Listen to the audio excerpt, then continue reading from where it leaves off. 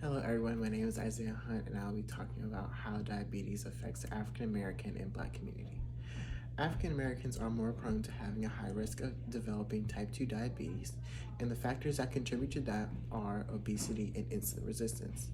We are also prone to having poor glycemic control and having racial disparities in the healthcare in the USA.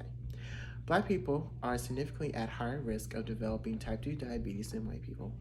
Research shows that African Americans tend to have less potassium in their bodies, and having less potassium in your bodies are linked to having a higher risk of developing type 2 diabetes. Obesity is also more prone among African Americans.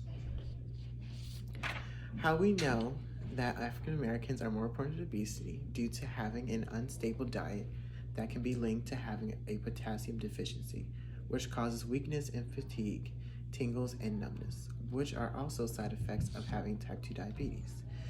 The steps that we can take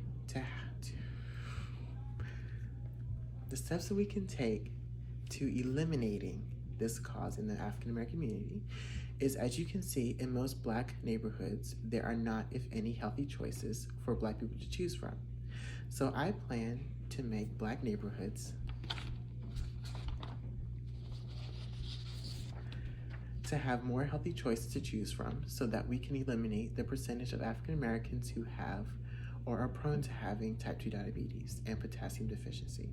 Also, to have more advocating to let African Americans know that this is a huge problem and it needs to be resolved, and to make sure that we know the steps that we need to take care of ourselves.